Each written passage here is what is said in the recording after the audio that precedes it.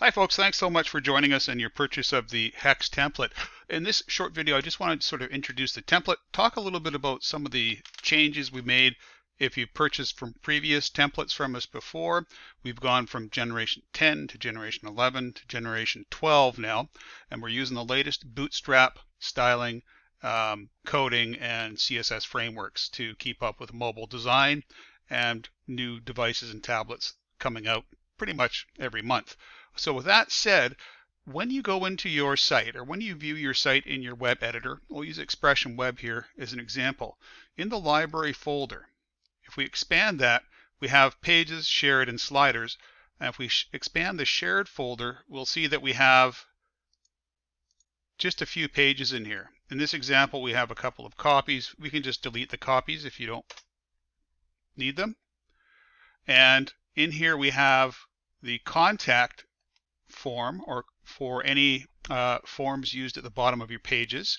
You'll see this on the index page, for example. We'll just open that page back up and we'll scroll right down to the very bottom, and we see we have a little get in touch form. That's what the contact form is for, or the contact page. The footer is pretty self-explanatory. Now the footer is embedded into every single page of your site. So down at the very bottom of the page is the footer area, and you only need to open up the footer.htm or footer.lbi if you're in Dreamweaver to make your changes. And it's just regular HTML at this point. Then we have the header, and that's once again included in all pages. And the menu side. Now the menu side is only included in the 2-column left side or the 2-column right side menu pages. That's the only place it's used in, and we can get into that in further detail.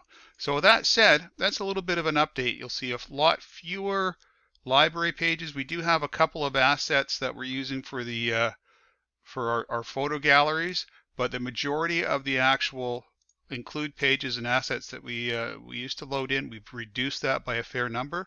So most of the elements you're going to be editing will be directly in the pages themselves now.